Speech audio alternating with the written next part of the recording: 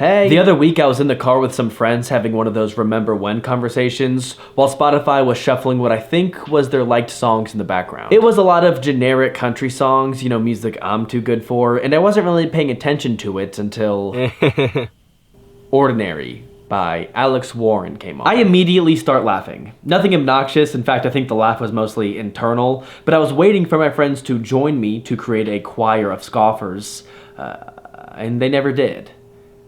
And they let the entire song play out. Guys, this is the TikTok song.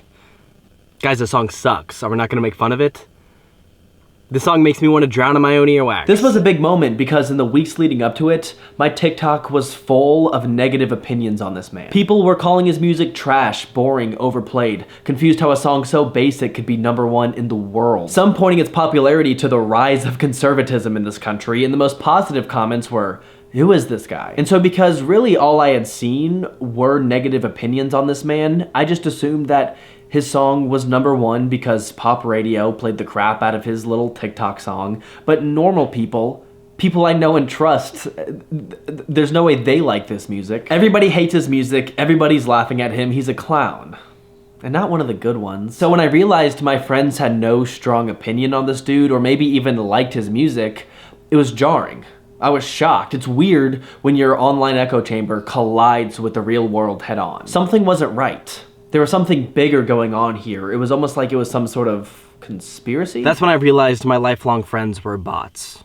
Handcrafted by Sam Altman, the godfather of my children. A few days after this interaction, things started to change. I started seeing videos from Alex Warren's personal account. Some on TikTok, but mostly on the Hothead Burrito of short-form video platforms, YouTube Shorts. And basically, all the comments were positive. Back on TikTok, I started seeing clips of his live performances, and even though the comments were kind of split on them, when I just watched the video and thought for myself, I was like, this is fine. He didn't knock my socks off, like Sam Altman in the 90s.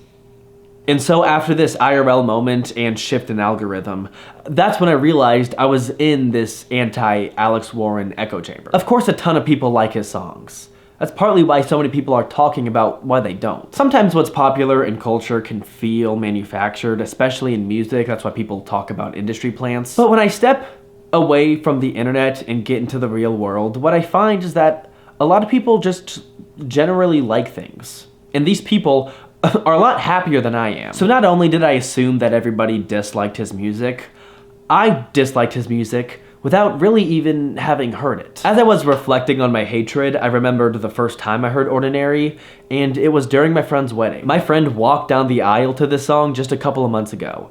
And in retrospect, I want to call it cringe, but it was a beautiful moment, okay? I cried. And I hate getting water on my eye bags. Then during the reception, others were talking about how it was a TikTok song, and I was a little embarrassed that I kind of liked it when I heard it. The term TikTok song, it holds a stigma. Stick my ears in a wood chipper so I can't hear this bad music. I should have said stigma balls. So the first time I heard this song, it was in this emotional context, but it was also separate from this other context where I had just been bombarded with negative opinions about it. And yeah, like I said, when I first heard it, I liked it. And look, these are how opinions are formed. We are all very influenced by what we hear from other people. Yes, social influences drive our opinions. It's just so much different when those social influences are coming from your phone every 10 seconds and not just normal people you talk to. Maybe it's easier for those opinions to sneak up on you without even realizing it. I really had no idea how much I disliked Alex Warren's music until his song came on in my friend's car, and I was like, guys, what are we doing? This is embarrassing. This is a bad look for you. My internet feed doesn't really represent the general public's view. And obviously, that is the case for like politics and world events, but it's also the case in little things like Alex Warren's music. And in some ways, I'm not all that upset about it. If my social influences only came from real life, I'd probably be pretty red-pilled right now. And obviously, there are a lot of people, especially my age, who the internet has had the opposite effect on them. Back to Alex Warren, I did hear a snippet of a song he did with Jelly Roll, and I thought that was trash. And I formed that opinion on my own. I want to continue to form my own opinion on Alex Warren. So I'm going to go listen to his music. Alex Warren recently released his album called You'll Be Alright Kid. You'll Be Alright Kid, the full album, is 21 songs, an hour and 3 minutes. 21 songs is a lot for an album. Artists can do whatever they want. That was his creative decision. Maybe it was the label's decision, because the more songs, the more money. I'm not gonna give it a score. I think attaching art to a numerical value is kind of ridiculous. This first song is called Eternity. I'll be looking at my phone because it has the lyrics, and maybe he's a good songwriter. Losing sleep, losing track of the tears I cry. Okay, so we're already not off to a strong start here. Hear the clock ticking on the wall. Not an interesting imagery, not interesting. Losing sleep, losing track of the tears I cry. Losing track, is that like track and tick? Okay, all right, there's something there, tick and track. Whatever that is, that assonance. The next line is every drop is a waterfall. Boring water metaphor. Every breath is a break in the riptide. That's kind of interesting, maybe. Okay, I should listen to the song. You have to chase the light. Sky, it's a hell that I call home. Why is he doing that with his voice? Eternity. Here's what I'll say. He's clearly going for a dramatic vibe, and it feels kind of like dramatic. And I'm sure people dig that. There was a little guitar early in the song that at first I was like, oh, that's interesting. Like, the guitar adds something to this, adds another layer to the song. But then I kept listening to like the guitar, and I was like, oh, actually, this is just like, it's just kind of like simple. It's really boring plucking. I listen to a lot of bluegrass music. I work in bluegrass radio to an extent, and so like the guitar playing is just not very impressive to me. When the start of the bridge, It's an endless night, it's a storm. it's an endless night, it's a scarlet sky. Like, you don't, why are you doing that? That's not how you sound, that's not how you sing. People have their thoughts on his voice. I think his voice is good. Too busy making ends meet. You think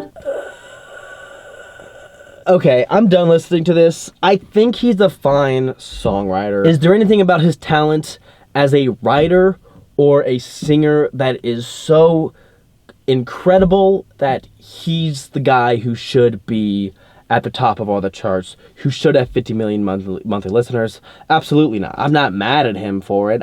Whatever. Goodness, it's hot. Well, when I started this video, I thought Alex Warren sucked, and now that I'm ending this video, I think the same thing. I love character development. I appreciate y'all. I'm gonna keep making stuff. I got that book out if you want to check it out. I'm moving into a new apartment. You guys will get to see that now in the background of my videos. Got the tiny 400 square foot studio apartment. Yeah, excited.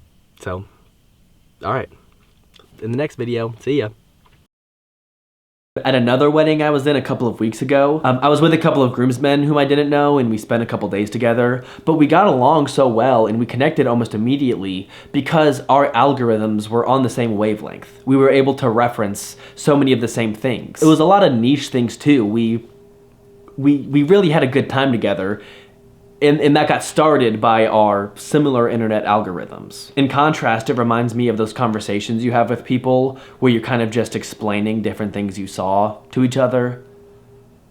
Is that even a real human interaction?